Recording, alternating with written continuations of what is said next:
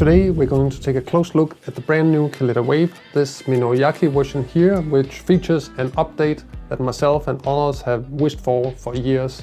But is it really a game changer, or is it just a slight side grade? That's what we're going to investigate today. So the Kalita Wave used to be seen as the kind of only rival to the Harry V60 if we go back something like 10 to 15 years, and many people were big supporters of it because there was this idea that it was A, more consistent and easy to use than the V60, and B, also promoted a more even extraction due to having a flat bottom instead of a conical shape. But there was a little issue with this theory, and that was not all Kalita Waves were having the same flow rate. So how could it be consistent if they were all a little bit different?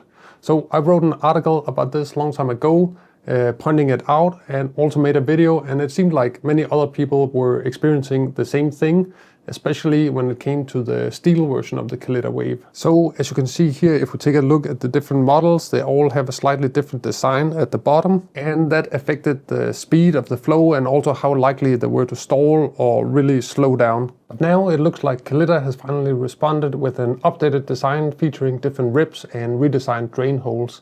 And interestingly, these are exactly the kind of changes I suggested in my original article and later YouTube video. But before we dive into the technical stuff, let's just touch on the design. This stripper is called the Mino Yaki version, and it's named after a traditional Japanese ceramic technique with a long history. And you might know a bit of Japanese, like takoyaki or teriyaki, and that means something is grilled or cooked with heat.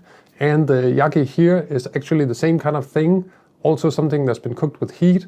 But instead of a dough ball with octopus inside, this is a carefully crafted ceramic piece. Of course, we've seen collaborations like this before from Kalita, like the Hasami collaboration, the Tsubame, or the Seiken sandstone version. And this one here is also crafted by Japanese artisans, and this time it's in a town near Nagoya called Dachi. All the drippers are glazed in a unique way with the edges left unglazed, and that gives them this kind of special look. So this being a kind of handcraft object, that probably also means there could be some slight variations between the different models, just like with the sandstone dripper where the hole size could be slightly different from unit to unit.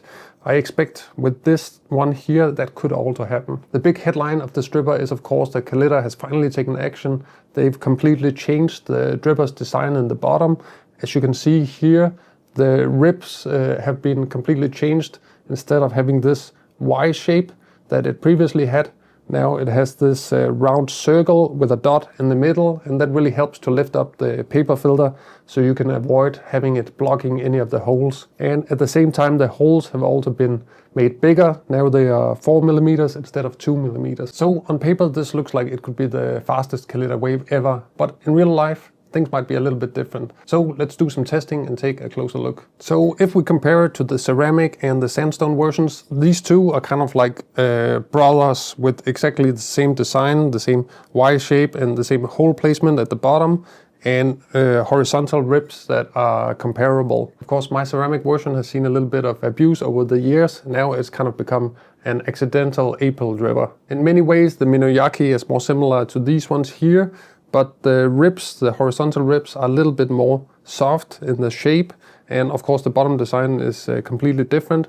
and it's also a little bit lighter, around 50 grams lighter compared to these ones here. The Tsubame and the glass version also have a lot in common, with the holes off to the side and then a slightly lifted bottom and no horizontal ribs on the edges. And then of course there's this classic stainless steel Kalita that has this punched in Y shape here, and then the holes here are a little bit different because they're off to the end of each Y, whereas they're off to the side with the sandstone and ceramic version. So I think that's one of the reasons that the classic stainless steel was not very efficient, is because this Y is not very tall, the ribs, and the holes are right at the end, so it's very easy for the filter to collapse down on the hole. The classic steel actually also had slightly smaller holes than the other ones. I have a blog post where I share all this data, I'll link to it down below. But the long story short is that on average, the stainless steel version is about 50% slower than the other models. Now, I've modified this version here and drilled the holes larger so I can do a side-by-side comparison. But in my testing, previously it took 55 seconds for half a liter of water to drain through the stainless steel version. With the glass version, it took around 30 seconds. So now let's try and do the same test with the Mino Yaki and then see how fast it is. Okay, so I got half a liter here, and then I'll pour it in and then just start the timer.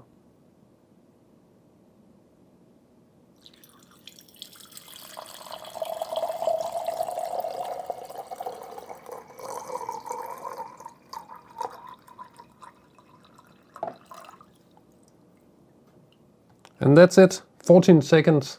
So I think it's safe to say that so far this is officially the fastest Kalita there is. And let's just try with a pre-wetted paper filter and see how that affects the flow rate. Okay, now pre-wet filter, start the timer.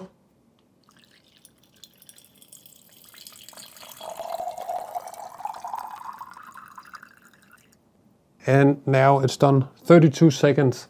So both with and without the paper filter, the new Mino Yaki is by far faster than any other Kalita model. Next, let's brew some coffee and see how it performs. I have 24 grams of home roasted Rwanda coffee, pretty dense, light one. I'll just grind it up here. Now I'll just do my classic flat bottom dripper recipe, which is bloom with 3 times the weight of the dose, then wait for 45 seconds, and then pour up to 50% of the total volume, and then a third pour up to 100%.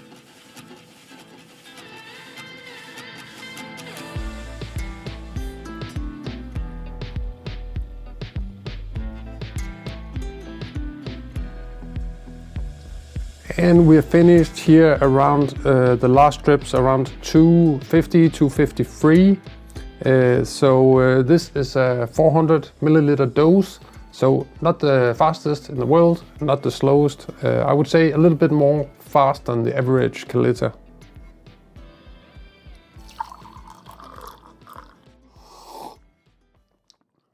And this is really nice, classic Kalita Wave brew, I would say. Opens up a little bit more, less intense compared to something like a V60.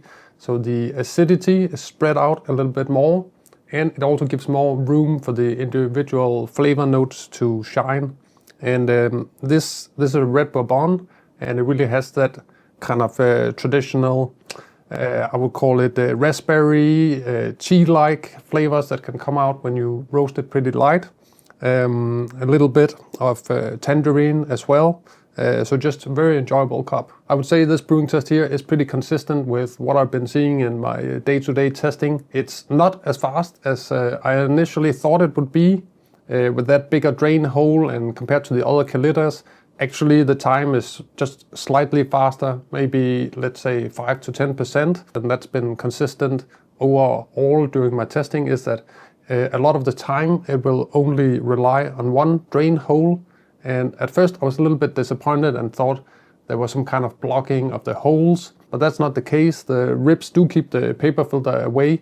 No, what's happening is actually something that you'll see a lot with these kind of like restricted flow drippers. So if you just add water to the brewer, no coffee, the flow is very predictable. It's simply gravity pulling water through the dripper, which is known as hydrostatic pressure.